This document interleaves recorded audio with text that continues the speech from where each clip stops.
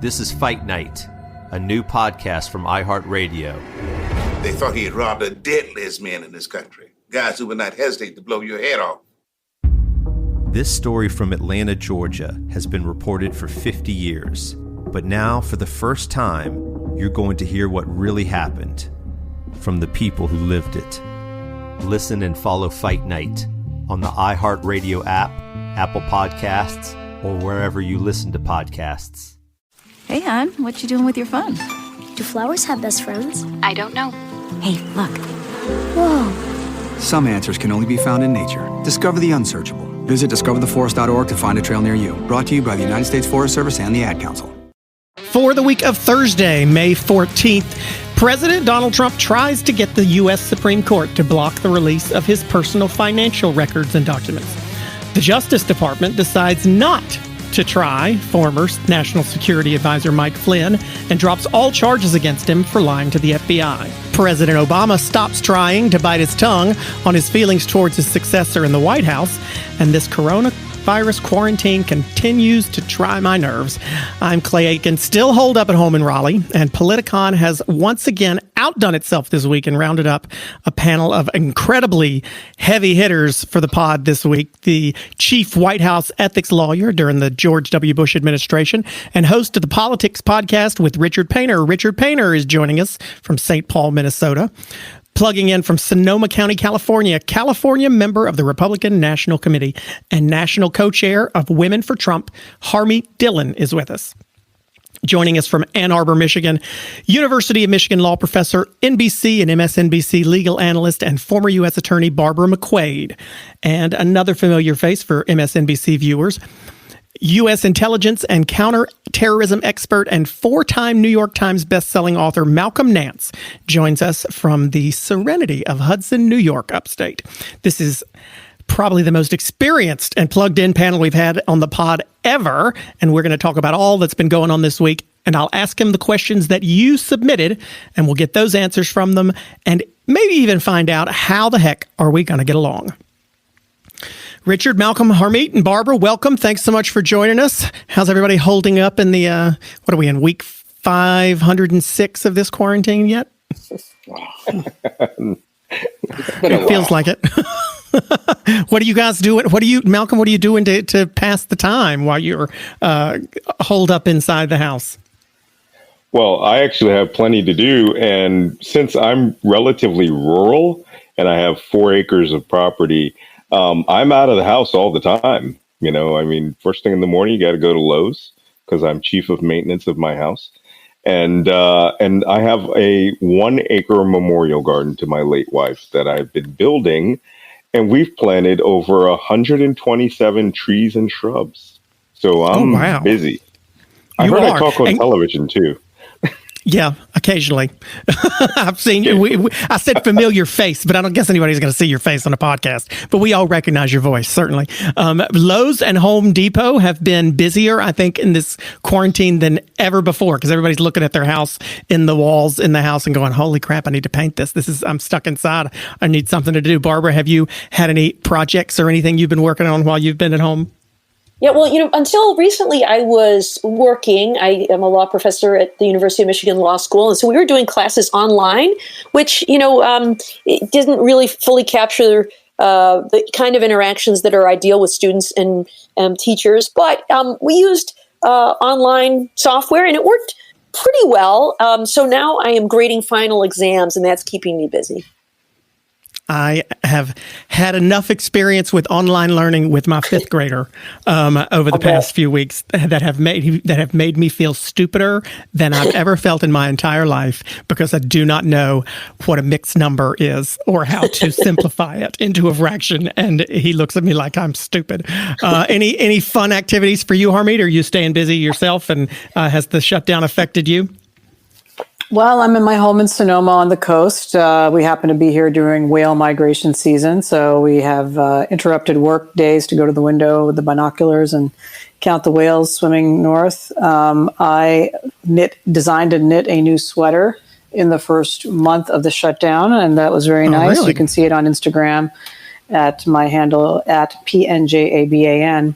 And then in the second month of the shutdown, I have sued the governor of California 10 times on a number of different civil rights issues. Like you do. And now I'm teeing up 2 Ninth Circuit appeals, and I am going to be filing some litigation regarding COVID civil rights issues in 2 other states in the next week. Well, then that is the sweater or the suits, the lawsuits, they're all sort of in the same category. Richard, have you got any Netflix binges that you've been doing, Richard? Or are you staying busy other ways? Oh, we've enjoyed life here in Minnesota.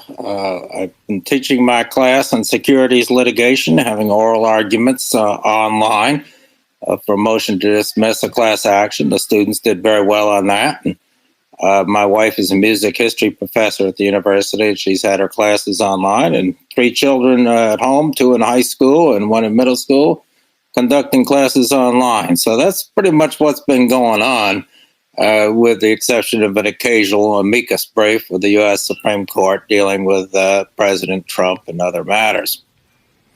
I actually spent yesterday, I'm kind of a Supreme Court nerd, so I'm excited to have so many attorneys and law professors on the phone, because I am a Supreme Court junkie, and I have been really sort of excited about being able to listen in live. Supreme Court's so closed off to most of us. We don't get to see what goes on in there. You don't get to hear what goes on until a few days later. But now with them being on the phone, doing their stuff over Zoom or whatever they're doing it with, we get to listen in live. And yesterday, of course, was this 2 incredibly huge cases, or at least cases that have the potential to have a lasting impact on the presidency and executive privilege, dealing with some financial documents that the president does not want his accountants to release to the House of Representatives, does not want his accountants to release to the state of New York, to a grand jury. Barbara, I want to start with you. How rare is it, just because I'm unfamiliar, how rare is it for someone to sue so that someone else doesn't have to comply with a subpoena? It's really quite rare. When I was a prosecutor, we frequently issued subpoenas to third parties like banks and credit card companies and accounting firms and others, and they would just produce the records. We could even get orders for them not to share our request with the account holder so that they wouldn't tip them off that they were under investigation. But I think what happened here is because the account holder was such an extraordinary person, the president of the United States, all of these parties, the accounting firm and the banks, kind of said, time out. We've got a very extraordinary situation here. We are willing to produce these records and do whatever the law says we should do, but we recognize that this is an unusual issue, and so we want to raise this issue. And then upon learning that his records had been subpoenaed, President Trump filed a lawsuit. So it is pretty unusual that some other person would file this lawsuit. I think one could even make an argument about whether he has standing, since it's the recipients of these subpoenas are third parties. But I think because it involves his accounts, and because this question of whether a president can be the subject of compulsory process, his records, it was an issue to tee up before the Supreme Court. So, Harmeet, can you kind of tell me what the position of the president or his counsel has been throughout this? That the president, I guess, is claiming in one case some sort of executive privilege, and in another case that the subpoena from the House was not specific enough. Can you kind of clarify that for folks who are listening? Yeah, I mean, I haven't delved into the details of the subpoena specificity issue, but on the first question, he's definitely taking the position that many presidents before him have taken regarding basically being a timeout on litigation against the president, given his extraordinary position in our country during the course of his presidency. So it's not, in that case, an argument that he can never be subject to compulsory process, just that the pressing needs of the presidency, which are, of course, involved whenever there's a subpoena, and any lawyer knows that it's not just simply somebody else handing over documents and you have no say. There are multiple duties going back and forth. There are important policy issues. And so I think he's doing something to protect the office of the presidency. I think that's definitely the case. And then, in terms of the idea that, yes, of course, law enforcement goes and does this all the time. Yes, that's true, but they don't do it against the president. And I've seen the argument that, this if the president's position prevails here, that'll really be a violation of the separation of powers. I mean, I would argue the contrary. The president actually has a duty, regardless of his own interests, to protect the office of the presidency. And Congress does not have the right to unlimited fishing expeditions into anything regarding the president during the course of his presidency, absent some very clear showing. So I think the Supreme Court justices engaged in a very lively and extended discussion that delved into history, delved into Watergate, delved into investigation of President Clinton and others, and went into the history. And so it's going to be very interesting. I could not predict how it's going to turn out. Richard, is it a fishing expedition? Is that what the House has done here by asking for this stuff? Well, one of the cases argued yesterday involved the House of Representatives subpoena. And the House of Representatives is concerned about a matter I've testified in front of the House. I believe twice I mentioned it. And that is that the financial disclosure forms do not require disclosure of conflicts of interest at the corporate level. So if the president owns 100% of a corporation, that corporation could be taking money from a foreign country, Vladimir Putin, China, I don't know who it is. You don't get any of that information on the Form 278 that a candidate for president files or the president of the United States. So we have a disclosure regime which does not reveal a large portion of the cash flows that could be coming in and out that affect a public office holder, including the president. Congress is finally considering amending the statute with respect to disclosure and may consider adding the president and the vice president to the financial conflict of interest statute, 18 United States Code 208, which prohibits, criminalizes a conflict of interest. If you participate in a government matter and you have a financial interest in the outcome of that matter, it is a crime. If you're an executive branch official, that rule applies to every executive branch official but the president, the vice president. Question is whether the president and vice president should be added to the statute. So Congress is considering these matters, and they certainly want to know, well, what are the undisclosed financial conflicts of interest that Donald Trump, the president of the United States, may very well have through these various corporate entities he owns. And so they subpoenaed that information. This information we would have already, a lot of it, if the president had disclosed his tax returns, as has every other president since Richard Nixon, but he chose not to. He says they're under audit, or he said they're under audit in 2016. I guess the audit's still going on. But bottom line is, this is relevant information to figure out what the financial conflicts of interest are of the president of the United States. This is critically important to our national security, and this isn't just about President Trump. We can't have somebody in there who is financially dependent on the Chinese or the Russians or some other adversary of our country.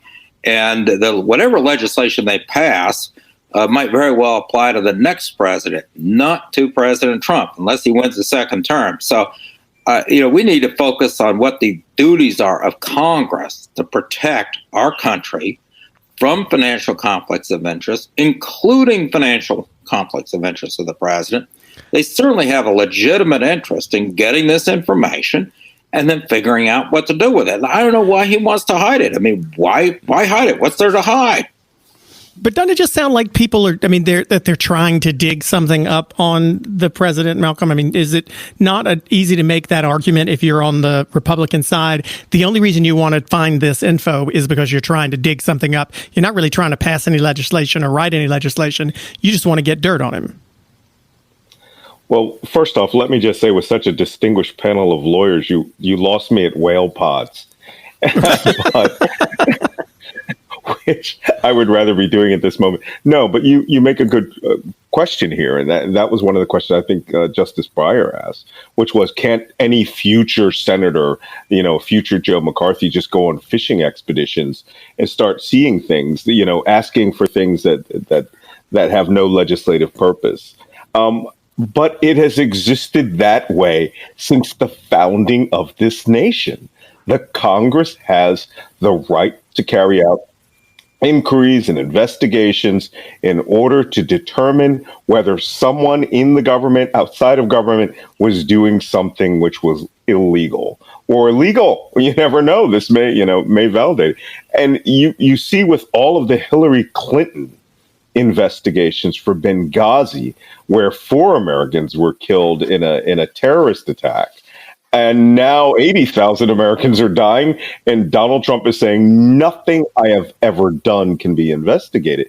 So, I mean, the Republicans can state this, but they are overturning, in my layman's estimation, everything since Madison, Jefferson, and Hamilton, since the founding of the Constitution and the Congress seating for its first time, and actually carrying out inquiries. This is mind-blowing that their view of the world is America doesn't need to exist the way it's existed for 240 okay. years. This is getting a little afield there, but does it not make a lot of laymen like me who just don't know all the details of these legal things just think it sounds a little bit like the president is saying, you can't investigate me for anything. You can't look into anything about me while I'm president. I mean, I kind of have blanket immunity as long as I'm president. Is that fair? Is that what is being asked? And is that acceptable?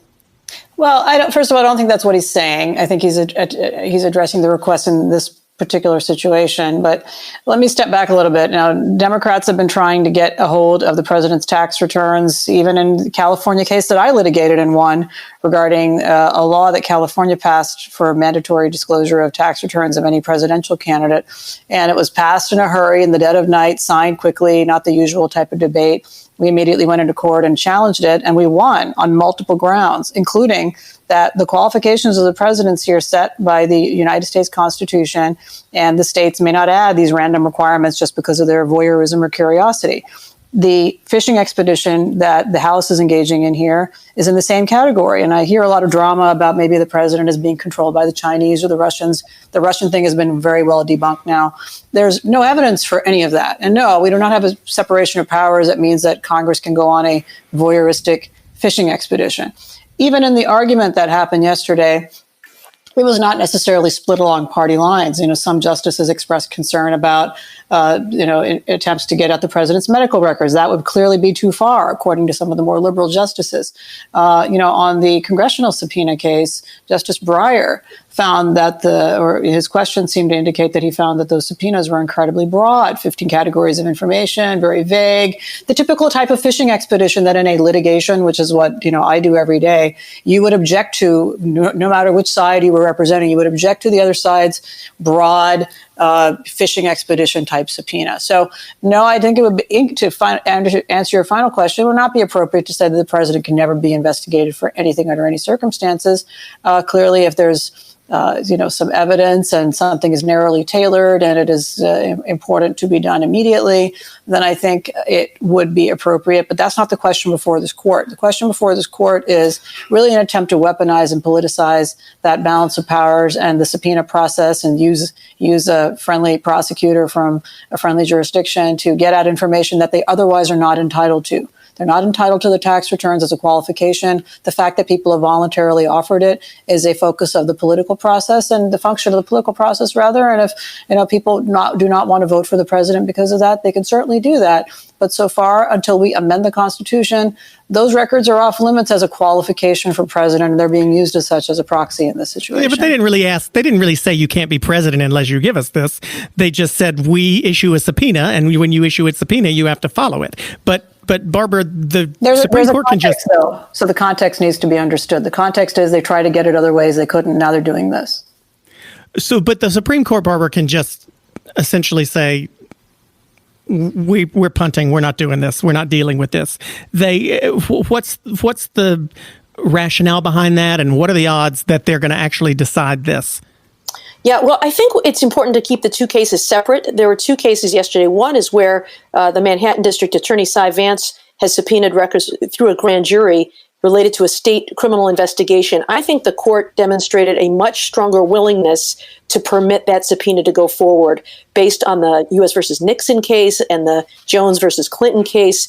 And I think that one is much stronger. Where they showed some skepticism is in this area where Congress is seeking the president's records. And yes, I think there are a couple of ways they could punt. One, about a week ago, the court sent a notice out to the parties asking them to file a brief on the issue of the political question doctrine, which is courts should not intervene on certain things that are just too political to touch, that you should leave it to Congress and the executive to work things out through their own means, through things like inherent contempt powers and the power of the purse and things like that. But what was interesting is even though they requested that, and some predicted that was a signal that they were going to punt on that issue, there were no questions about that yesterday. And so I think perhaps they've moved on and don't plan to punt in that way, but they could punt in another way. And that's this. Some of the justices seemed to be very favorable on this argument that although the president must give up his records, before you can require him to do so, there must be a showing of a specialized need or a heightened standard. And this argument was made in both of the cases, the criminal case as well as the congressional case, that maybe you can get it, but you have to show this higher standard that you absolutely need this for your investigation, and there's no other way that you can get it. And only upon that showing would the president need to comply. What's interesting about that is if that's the way the court were to come out with a decision in the next month or so, then that would send it back down to the lower courts to work through that process. And I think in that way, the president could run out the clock. Even if he does have to comply with these subpoenas, ultimately, the compliance wouldn't have to happen until after the November elections. Yeah, so somebody just explain, and I don't care who answers this, because I guess I hear the word subpoena, and I know there's certainly due process there. You get subpoenaed, you can always go to a judge and ask them to quash it and maybe get out of having to comply. But, you know, usually you hear the subpoena from anyone, and you're going to have to comply with it. What happens if the Supreme Court says, yes, these subpoenas must be complied with? I mean, is the president not? Is it not completely possible, Richard, that he just says, screw it, I'm still not going to listen to you? I mean, the Supreme Court doesn't have any ability to enforce its rulings absent the actual power of the executive branch. Is that not correct? I mean, couldn't the president just say, screw it, I don't care what you decide, Supreme Court? Oh, I think he will. He's certainly going to run out the clock till after the election. The Cy Vance subpoena, that's the case where I submitted a amicus brief on counsel of record for Professor Claire Finkelstein at the University of Pennsylvania and the Center for Ethics there. And we put in this brief that really strongly supported Cy Vance's claim to enforce the subpoena. But that is a grand jury subpoena, and that's going to remain confidential. That information is not going to be leaked to the public. From the New York subpoena in cant. So that's not going to come out till after the election. Now, he might comply with that subpoena if he's ordered to. I believe he will be ordered to. But that's not what's going to come out and affect the election.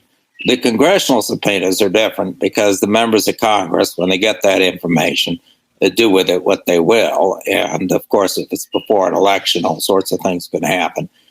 So we'll see what happens, what kind of order there is with respect to the congressional subpoena. And remember, it is Deutsche Bank, though, and Mazars, the third parties that have to turn over the documents. And they have said, I don't know whether they'll do this, that if they're ordered to turn over the documents by the Supreme Court, they will do so. Now, that doesn't mean that Donald Trump might try various strategies to delay the turning over those documents to Congress until after November 3rd. But we'll see what happens with that one. These are subpoenas. Subpoenas need to be complied with. And there's no constitutional provision or statute that I know of that exempts the President of the United States or persons that hold the records, the financial records of the President of the United States from a duly enforceable subpoena. Harmeet, does it concern Republicans or anyone? I mean, I guess it should concern all of us to some degree that there may be precedents being set by this particular president that might be followed by Democratic presidents down the road. A Democrat president who decides they don't want to give away or comply with a certain subpoena. Is that something that concerns you at all? Yeah, absolutely. Every time you have a rule made by any type of political dispute, which is absolutely a political dispute, a non-law enforcement dispute, there's a risk that the other side will wield it in a way that, is not the outcome that you politically would prefer. So that's a case in every case involving the president. And it's certainly something that any responsible scholar or lawyer who debates these issues would say is the case. But really, I don't really see this as a left-right dispute so much as a, sort of where you come down on the extent of presidential powers. Are they broad? Are they narrow? This is something that's been in flux over the years. Many would argue that Congress has ceded a lot of its authority to administrative agencies, which has frankly been weakening of Congress into disasters. And these issues are all in flux.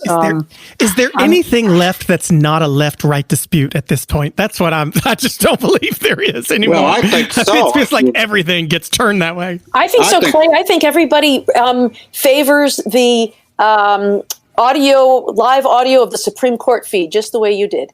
I think that. Well, there you go. That's one thing. Yeah, how about that? Everybody likes whales. That's true. I agree with you. That's a problem that we've had expanded executive power since Franklin Delano Roosevelt. And of course, it was traditionally Republicans who complained about it. The President Roosevelt had enormous power with the support of Congress and the New Deal. And then during World War II, then we went through a period in the Truman seizing the steel factories. We've had a lot of our history when it's been Republicans who I think rightfully have said, well, there needs to be some constraint on executive power. And that did change with Nixon when Nixon was in there, and a lot of Republicans went along with that. But the ones who went along with it too much took a real bath in the 1974 and 76 elections. This idea of the imperial presidency, it's grown under both Democrats and Republicans. This should not be a partisan issue. And the notion that someone is somehow special because they're president and can't be subject to the rule of law is absolutely outrageous. And Donald Trump's lawyers showed up in the Second Circuit in the Cy Vance case and literally argued to the Second Circuit Court of Appeals that if he shot someone on Fifth Avenue, he could not be arrested, could not be investigated until after the conclusion of his term. And that's just not the law of the United States. The president's not above the law. And I don't care if it's a Democrat or a Republican. That's just simply not acceptable. It's not in our Constitution, and the founders did not contemplate it. The Solicitor General of the United States cited a colloquy with John Adams about the president killing someone on the street. That came out of the journal of William McClay, senator from Pennsylvania, who made it very clear in his journal that his view, and that of just about all of his colleagues who are Jeffersonian Democrats, is that the president is not above the law. If the president killed someone on the street, he should be charged criminally like everybody else. And that shouldn't be a Democrat versus a Republican issue. That's about the rule of law. Everybody wants to constrain the power when they don't have it, right? They take the power away from the presidency if the presidency's not in their party. Yeah, but the last thing you need is establishing a rule. You get a crazy liberal Democrat in there who wants to shoot someone on Fifth Avenue. And what are all these Trump supporters going to say? Well, we were wrong. We'll change our mind. I mean, this is just ridiculous. It's look, if the president did that on Fifth Avenue, I'd be the first person to say you can have a subpoena on that for sure. Why are his lawyers arguing this in the Second Circuit Court of Appeals? And why is he allowing his lawyers to argue? I'm not such his lawyer, absurd? So it's just absurd, and his support him to tell lawyers to shut up when they say stupid things. So yesterday, when that issue came up, Justice Roberts asked Jay Sekulow about, now, let me just get this straight. Have you backed away from that argument that the president is immune from an even investigation? And I thought the response was a little bit too cute by half. He said, we're not seeking an injunction to stop the grand jury proceeding, which is kind of a non-answer to the question. We are just saying that the president cannot be subject to criminal process, which is essentially what this is, because even though it's for third parties, it's for his records. And Justice Roberts was not buying it. He pushed back a few times. And really, at the end of the day, they are still making that argument. If the president cannot be subject to criminal process, then you can't investigate him. You can't investigate that case fully, even if your charge is not against him, but against others who might be involved in the same crime. You know, if you can't gather evidence, then the evidence goes stale, memories fade, and you risk expiring the statute of limitations. And so I think they're still really making that argument. They've just disguised it and dressed it up a little bit so that they don't have to make that very silly argument and expose themselves for the fallacy of the logic contained in it. So he can shoot someone on Fifth Avenue. That's their argument. That's the argument. I mean, they just ought to be honest with their argument, not just hide it from the American people that that's what they're arguing in front of the Supreme Court of the United States. He could shoot someone on Fifth Avenue and he can't be investigated until January 2021, or if he wins the second term, January 2025. I'm pretty sure the political process would take care of that problem right now, since we have an election coming. But then he'll shoot someone on November 4th. I mean, the point is, this is just not why in the world would there be a different rule for the president to shoot someone at Fifth Avenue than the governor of New York or a senator or anybody else? I mean, it's not in the Constitution. It's absurd that lawyers representing the president would go in front of the Second Circuit and argue that directly and indirectly argue the same thing in front of the Supreme Court of the United States. And the Solicitor General to boot, coming in support of the president at our expense of our taxpayer dollars, supporting this absurd argument that he is not subject to any criminal process while he's in office. It makes absolutely no sense. After you listen to today's podcast, here's one to add to your playlist. I'm Christian O'Connell, and I've had this thought for a while. What if you took the world's funniest and most interesting people and asked them to share the stories behind their 3 most treasured items? When you said the idea, I thought that's a really good idea. No doubt about it, the guitar. I think I know the same chords now as I did when I was 14. You know what I mean? From iHeartRadio, this is The Stuff of Legends. Add it to your playlist for free. Just search for Stuff of Legends in your podcast app. On September 17th, 2009, 24-year-old Mitrice Richardson disappeared without a trace in the woods near Malibu, California. She had been arrested at a beachside restaurant for failing to pay a tab and taken to the Lost Hills Sheriff Station. You know, I mean, she's not from that area, and I would hate to wake up to a morning report, girl lost somewhere with her head chopped off. The police released her just after midnight with no car, no cell phone, no money. She doesn't know the area. She's never been in your area. Well, I think she's depressed. That's what has me more. That's worried you more than just her. Okay. Mitrice disappeared into the darkness and was never seen alive again. I'm Catherine Townsend, host of the podcast Hell and Gone. We're going to try to find out what really happened to Mitrice Richardson. School of Humans and iHeartRadio present Hell and Gone Season 3. Listen to Hell and Gone on the iHeartRadio app, Apple Podcasts, or wherever you get your podcasts. I want to get Malcolm in here because President Trump's not the only person trying to get out of a prosecution of some kind. This week, the Justice Department dropped their case against former National Security Advisor Michael Flynn. Malcolm, I want to lay that right out on the table and get your thoughts on the sort of about face from the Justice Department on Mike Flynn, even though he had admitted to lying to the FBI and pleaded guilty to that those charges, that case was dropped. What say you there, Malcolm? Well, first, I'll leave it to the lawyers to hash out the fineries of what was going on in the Justice Department. But let me give this to you from a national security perspective. As someone who, for a quarter of a century, held the highest security clearances in the United States, I was subject to polygraphs, investigations, reinvestigations, and that information that was entrusted to me was based on essentially the parameters that I would not withhold information from the United States government if I was in communication, contact, or solicited by a foreign power in any way, shape, or form.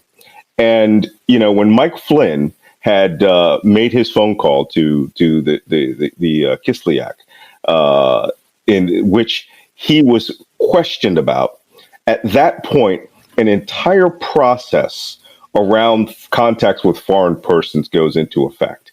And that is the National Security Division of the FBI, who is responsible for U.S. citizens who are, who may find themselves in circumstances in which a foreign power is reaching out to them, or in which there is some level of suspicion, did what they usually do, which every person in the United States government is subject to, which is someone's going to ask the question, why? Why is this communication occurring? Is it legal? Is it legitimate? Is it within keeping of the standards of the transition team? But when Mike Flynn was asked that very simple question, he lied. And at that point, an entirely different process kicks in. And that is suspicion by the Federal Bureau of Investigation that you are withholding information and compromising the national security of the United States because the foreign power that you were in communication with, they know what you were doing, and you can be blackmailed.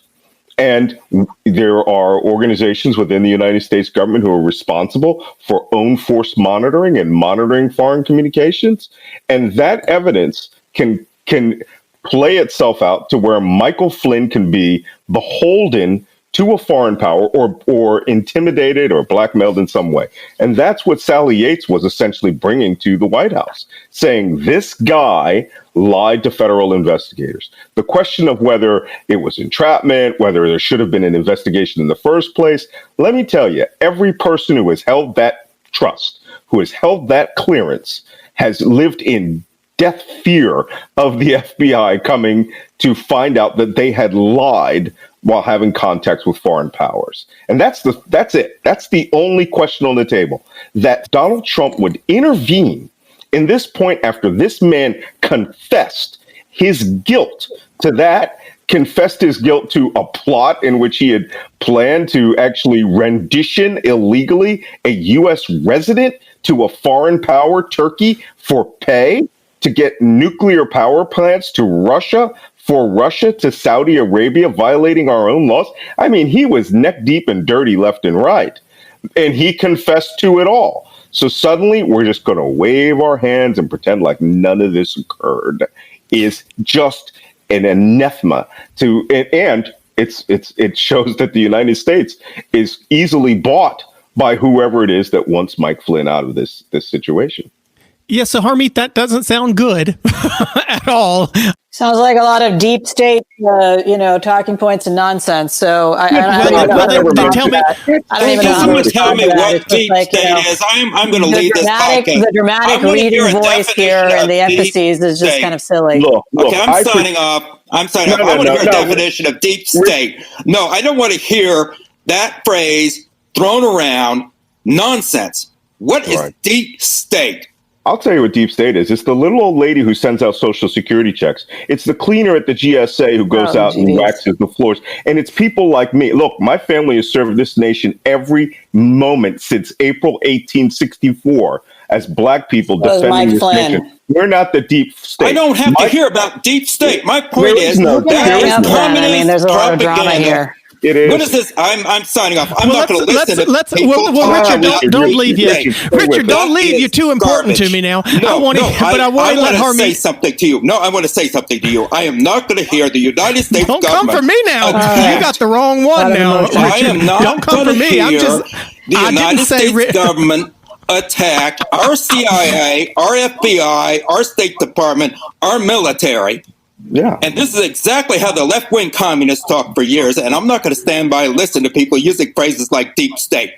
And if I hear it again, I am pushing the exit button on this conversation. End of discussion. I'm not going to be bullied by people's hysteria. Maybe we should do that. Maybe we should just cut this off. I'm not going to listen to that phrase, and I am signing off. I don't really respond well to this type of hysteria. Hold on a second. There's no deep state. Hold on a second. Tell me what deep state is. You know what? How about this? Tell me what deep state is. Masha, Richard, don't come for me. You're coming for the. You are coming for the wrong person. Do not come for me until I send for you. What deep state is. I didn't say. Well, you won't shut up long enough to let her answer the question. Then she can let answer her do it. Answer, okay. What is well, then deep state? I think you've made your question clear. And what is I want to give her a chance to answer it. Look, I was invited onto a bipartisan discussion. That's not what this is. So if you guys want to have I want to hear what deep state is. Now hold on, Harmeet. Richard, I'm not here to be a prop for this. So hold on a second. I have tried my best here to get people to calm down and give you a chance to respond. I've given you a chance to respond. If you would like to respond, please. I think everyone wants to hear it. You know what? I am not going to be bullied. I am not going to be bullied. You're being asked to I am not going to be bullied out of using the words I'd like to answer a question. You can use whatever words you want to use. Deep state is a thing, and I'm saying it again. But can you explain and it? again? And again. Okay, well, great. Listen, I'm so thrilled that we have two people who want to act like middle schoolers. I've got one. I just would rather, instead of people arguing and screaming at each other, it would make life a lot. Richard, for the love of God, you have asked the question. I want an answer.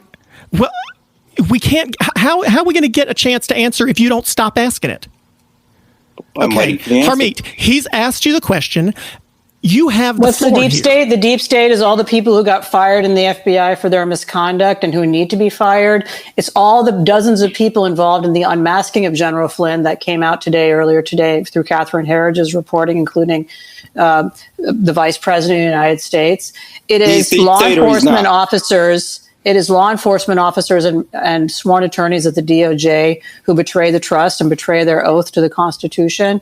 There are countless people involved in their allegiance to their bureaucratic jobs and their inflated self-worth about their importance in this scheme that they think it's more important than what the people of the United States voted for, and the Constitution and the Bill of Rights. And so, Harmeet, you feel like the case against Flynn was flimsy because you don't believe that it was fabricated, it was contrived, it was a violation of his due process rights, it was a violation of the procedures that the FBI and the Department of Justice typically go by.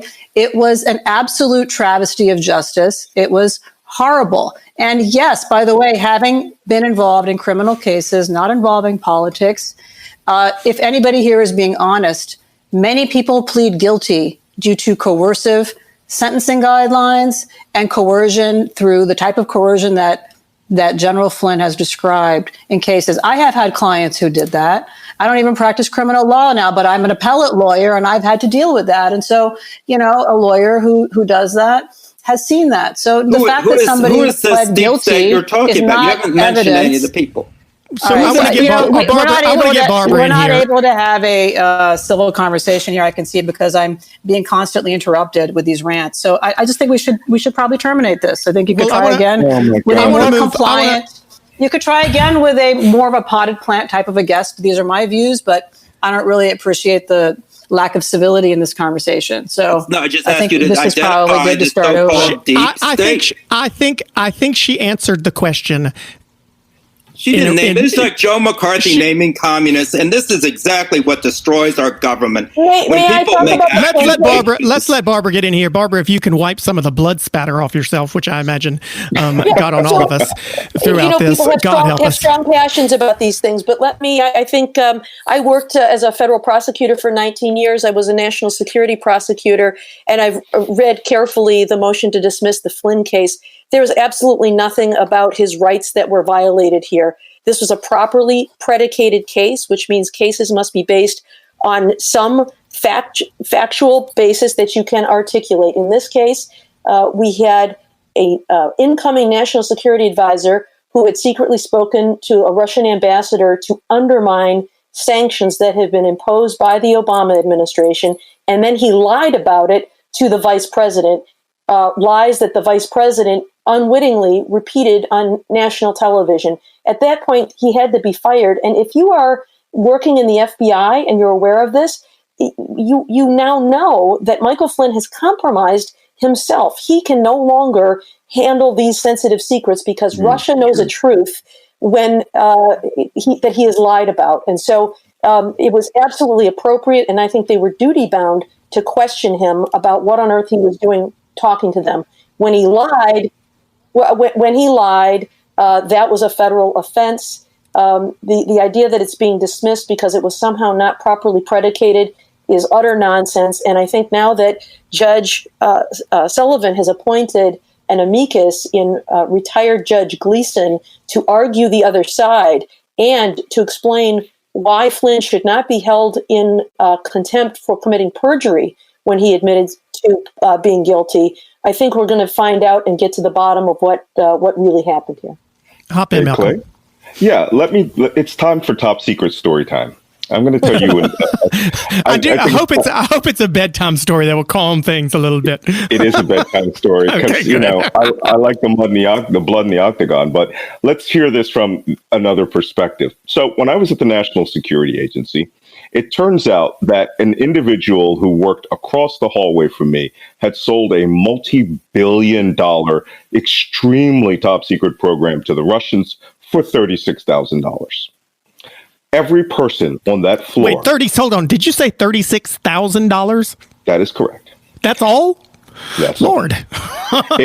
And the program was so dangerous that the lives of hundreds and hundreds of people were at risk every time this operation went into effect. Here's what happened.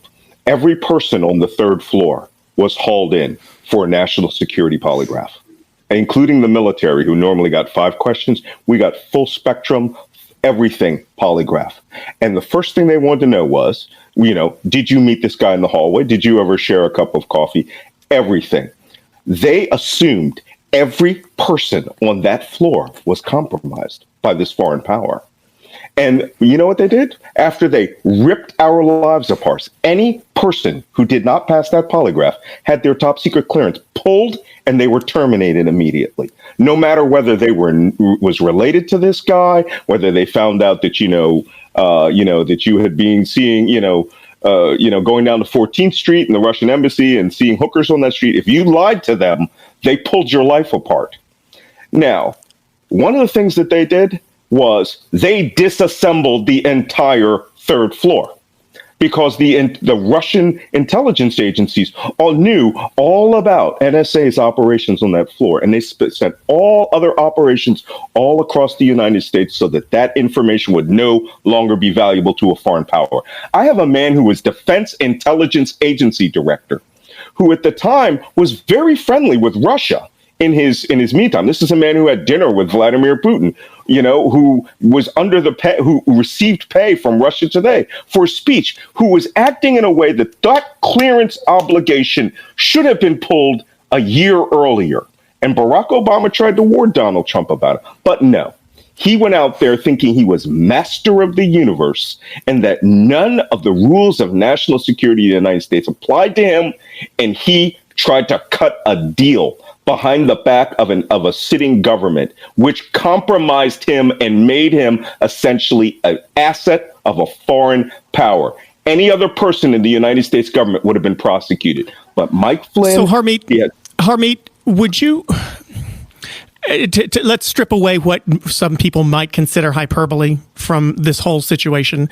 Not saying I do or don't, but just on a basic level, if Mike Flynn has admitted to lying to the FBI, would you feel comfortable with him returning to a position in the government in some sort of national security position? Donald Trump has suggested maybe he's open to bringing him back. Would you feel comfortable with someone in that position if they had admitted to being dishonest?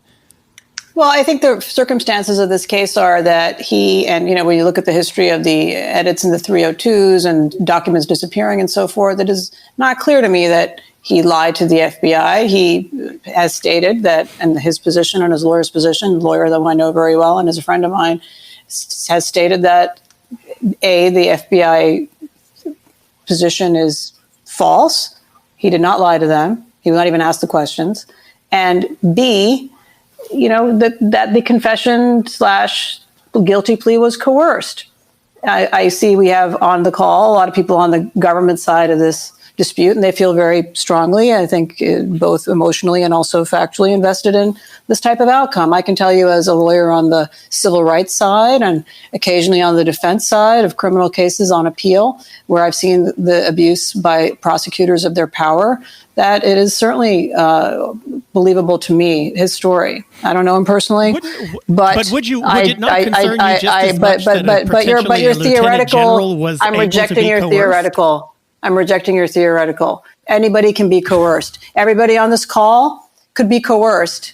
That's a very legitimate claim, and that is the claim that he could have made and he can make, that he was deceived by the FBI. That is a standard defense, and he could make it, and that can be played out in front of the federal district judge. And that is not what I am objecting to. And the FBI can overreach, and law enforcement overreaches, and we know that. And that is a problem. But what I am objecting to is this conspiracy theory that somehow there are these people in our government who are evil, who are deep state conspiring against people, against Americans. This is what's dangerous. Not Michael Flynn's defense, not the arguments made in the Supreme Court yesterday by the president's lawyer and by the Solicitor General of the United States. I strongly disagree with them, but I will go on record saying that this language is extremely dangerous, that is being used on Fox News and was used here. It is not the defense of Michael Flynn, which could be legitimate, and good lawyers could defend him and get him off. And that's not what I am disagreeing with. I am disagreeing with the conspiracy theories, the deep state talk, and I will not participate in this conversation on that level. But I will participate in a conversation with intelligent people who will argue the legal merits of each side. And there are two sides in that case. But I will not listen to unfounded conspiracy theories. And that's where I draw the line. Barb, I mean, that's sort of a issue in general, I think, with political discourse, or, you know, just the way anyone in society works and I'm nowadays. not here to play. This is not Fox News. I want a legal discussion, and Michael Flynn has Richard, you don't let me finish talking. Well, I stand by those words, and I stand by my position. So, you know, we can move. We can keep regurgitating it, or we can move on. I have to wonder at some point if people just want to fight. Because I want to hear a legal discussion. Intelligent. I'm here to be with intelligent people who will argue, as I heard the president's lawyers yesterday. At some point, it starts to become a question of whether people just want to fight. Because I don't want to hear conspiracy theories. I want to hear legal arguments, and Michael Flynn has them. Richard, you seem to think that I am not on your side. I don't care which side you're on. I just want to have a discourse. I didn't realize there were sides here. Again, that was not what I was invited to. So, that's become clear. Arguments for Michael Flynn. Let's move on to our quick fire round. Lord and Taylor. Malcolm, I'm going to start with you and let the other two sit in their corners and calm down for a second. Malcolm, we ask questions of our audience. We ask them to send it to us on Instagram or Twitter at Politicon. You can send us questions for our panelists every week at podcasts@politicon.com. We have a few for each of our guests. They're quick fire round questions where we just ask you one. They're assigned or specifically asked to each individual person. Malcolm, Jessica from Brooklyn asks, would you recommend young people joining Space Force? Only the Space Force that's going to come out on Comedy Central or HBO, whatever Netflix. Oh, right, the Netflix thing with what's his name from The Office, with Steve Carell. So you don't think it's a valid thing to join? Well, first off, it's not a real agency, all right? There is a U.S. Space Command, and granted, they have stood up a Space Force in name. It's almost so we're not going to add a sixth side to the Pentagon, is what you're saying. You know what? But it's funny you should mention it. I have an op-ed that I've been drafting that we should immediately, in the next administration, if there's a change in administration, I certainly hope there is, we should immediately strip all the funding for Space Force organization, put it back in the Pentagon, where the Air Force where it belongs.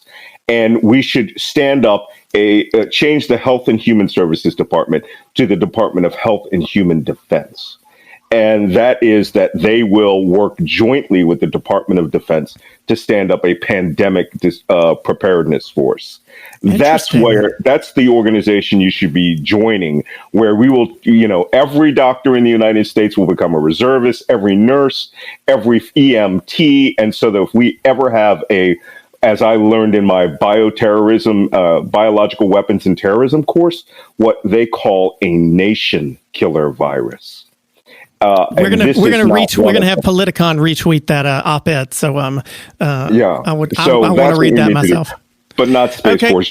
Steve Carell has it right. Barbara Irina from Phoenix asks, what are we going to do about highly armed protesters at state houses? That's happened right in your state. It has. It has been a really challenging issue in Michigan.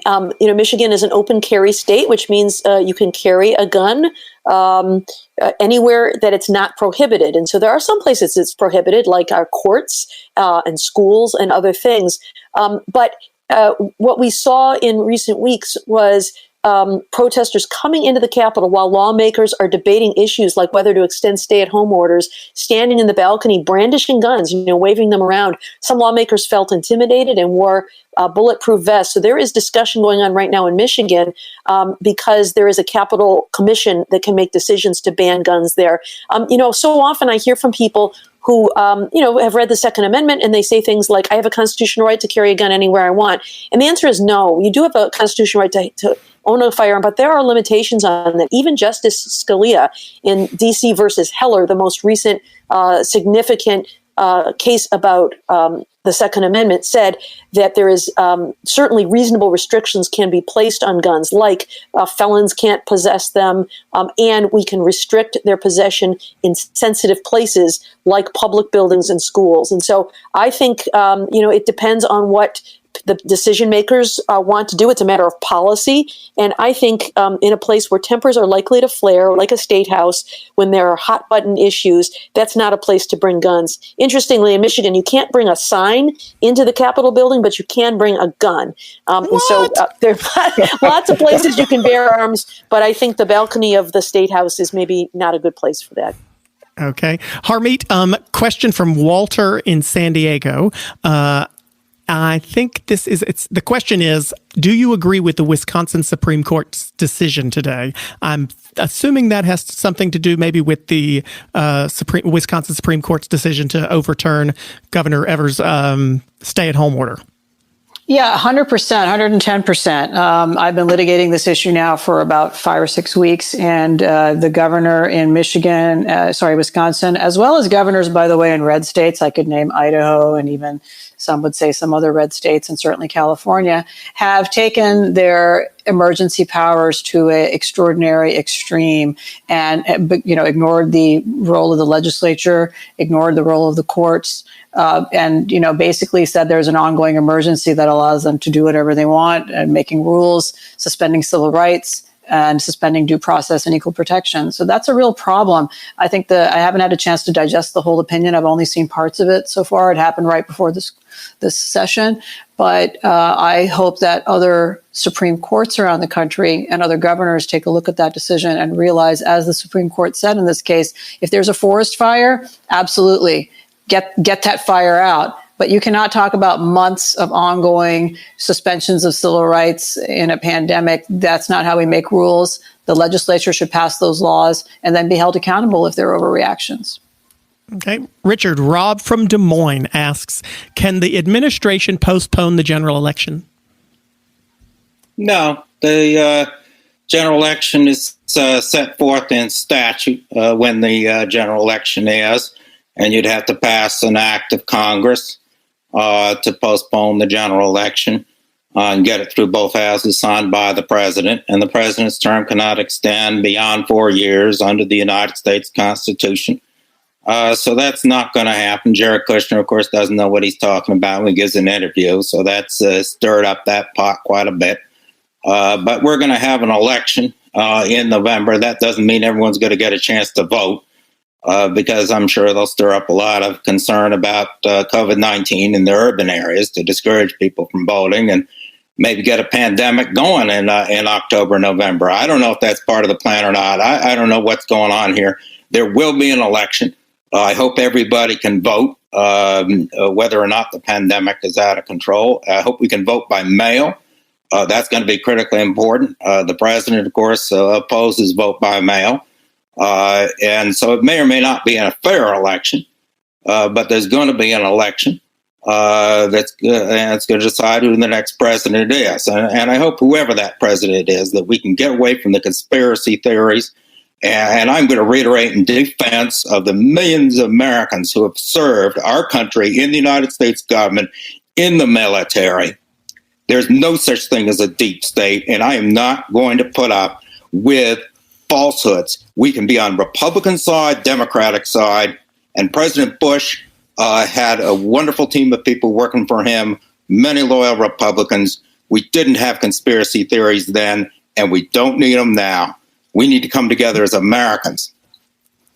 Well, what do you know, Richard? The other question for you was, is there such thing as a deep state? So I don't need to ask that one because you answered Well, we know that's, of course. I have an answer for that. Are there UFOs? Are there UFOs? I don't know. We can talk about UFOs. Yes, there is a deep state. Maybe we could talk. We could talk about whether drinking Clorox will cure the coronavirus or some other myth, but maybe sometime we want to think about reality. Okay, let me move on to Malcolm one more round around the table here. Malcolm Tyler from Louisville asks, will the global balance of power change because of coronavirus? Oh, that is an excellent question. And, the funny thing was I was in Louisville and I gave a speech there. And it was the day before everyone that came to my speech was exposed to coronavirus, including including Tyler, maybe. Hopefully not. Maybe even Tyler. So, good question. Will the balance of power of the world change? And I can tell you right now, there are two nations vying for this, and that is Russia and China are now viewing that the United States is a failed state. And we are. We are a failed state. We can't even produce masks that cost 63 cents. We have a president of the United States who believes that it's all a hoax, and our own missteps have cost us 80,000 citizens, and it will likely be in the hundreds of thousands before it's done. What China sees is they see the opportunity to become the global dominant force in biomedical research and all future response to this. And they are going to eat our lunch because they have the reagents, they have the cotton swabs, they're selling masks out at a level that we couldn't possibly imagine. And every nation will need this in the future. And this response by China will be leveraged into political and trade favors around the world. And they're also, even though they're liars and that they didn't tell us completely about this, they are also acting more like adults. On the other side, Russia is using its information warfare leverage to make the United States look like a failed state. And so, well, Lord, Malcolm, you're scaring the hell out of me too.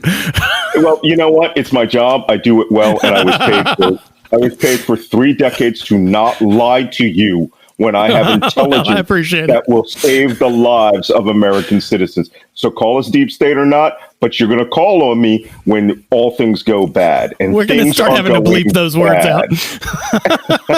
Okay, I'm going to thank you, Malcolm. I'm going to do another one for Harmeet here. Terry from Seattle asks, should California chase away Elon Musk?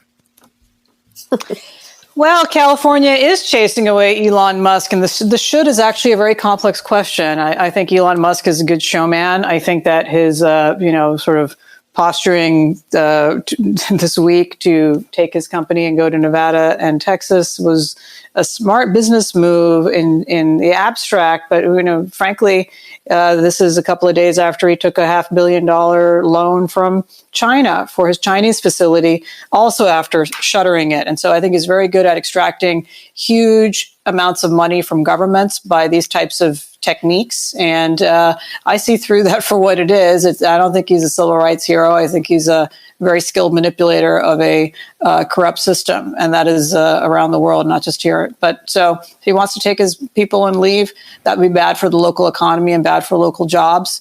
Probably bad for whatever receiving state is then forced to subsidize his dream. But, I am agnostic over his virtues as a civil rights hero, which is what some people are painting him as. Okay. And last, Barbara, somebody right down the street from you, maybe, Ross from Ann Arbor says, who do you think killed Jimmy Hoffa? And I have no idea why that question's there. Well, you probably know that the Jimmy Hoffa case is a long time mystery. I really don't know. There's been a lot of investigation done in Michigan. Sometimes there have been tips. In fact, during the time I was U.S. attorney, there was at least one, if not two, digs for his remains in Michigan based on search warrants. It seems like every decade or so there's a new tip, and sometimes we got ridiculed for that. But you'll chase every shadow. But I still think his family deserves to know the truth, and so if there is some genuine, articulable basis to believe, we got probable cause to dig, I think it's worth trying to figure that out. It's one of the great unsolved mysteries in law enforcement. I'm hopeful that just for the sake of his family, one day we get closure on it. But my truthful answer is I do not know. Well, that'll be one question we don't have the answer to this week, and the other one will be how the heck are we going to get along? I think. Where can we find you guys? Where can we see you? Where can we hear you? We know quite a few of you are on Fox News and NBC News. Malcolm, where can we find you and read your stuff too? Well, these days I'm on Twitter at Malcolm Nance. That's MALCOLMNANCE, and that's pretty much where I'm at. And on occasion, on those rare occasions, I'm seen on MSNBC, broadcasting from the studio in my basement. Very nice. Everybody's going to have their own in-home studios. Nobody will have to go to the studio after this is over. Barbara, what about you? Where can we see you and hear you? Occasionally on MSNBC, of course, a lot of focus on COVID these days. But when there's legal news, you can find me on MSNBC or on Twitter at Barb McQuaid. Harmeet? I am at PNJABAN on Twitter and on Instagram, and I have a Facebook page as well under my name. I'm a regular guest on several Fox News shows, and I am most frequently these days to be found filing several briefs and complaints in the United States district courts around the country. Okay, and Richard, we can hear where can we find your podcast? When do you put it out? I tweeted out on at RWP USA, and I'll be tweeting out a podcast this week. And occasionally I do go on with CNN or MSNBC. I've even been on Tucker Carlson on Fox News and wherever they want to talk with me about what's going on. And otherwise, I'm right here in Mendota Heights, Minnesota, enjoying a beautiful summer. Well, all of you hopefully will all have a beautiful summer and hopefully be able to get out of the house a little bit. Richard Painter, Harmeet Dillon, Barb McQuaid, and Malcolm Nance, thank you so much for being with us this week for a spirited discussion. Thanks for listening. We'll hope to get your questions for our guests next week and your comments about what you're liking or disliking about the podcast. You can send that to podcast@politicon.com, or you can Instagram or tweet us at Politicon. Thanks so much for listening, and we will see you next Thursday on How the Heck Are We Going to Get Along?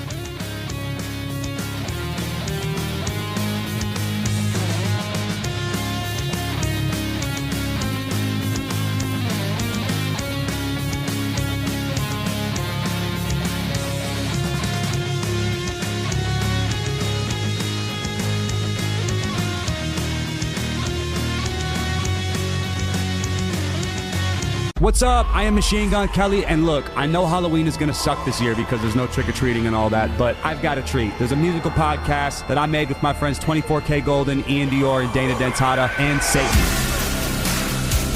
Well, Satan's not my friend, but Tommy Lee is, and Tommy Lee is playing Satan. But don't just take it from me. Tell him, Satan. Thanks, dude. It feels great to be playing Satan on this podcast. Listen to Halloween in Hell on the iHeartRadio app, Apple Podcasts, or whatever you get your podcasts on. After you listen to today's podcast, Here's one to add to your playlist. I'm Christian O'Connell, and I've had this thought for a while. What if you took the world's funniest and most interesting people... Hello, I'm Ricky Gervais. Celeste Barber. Some people call me Beyonce. I'm Russell Brand. And asked them to share the stories behind their 3 most treasured items. No doubt about it, the guitar. I think I know the same chords now as I did when I was 14. From iHeartRadio, this is The Stuff of Legends. Add it to your playlist for free. Just search for Stuff of Legends in your podcast app.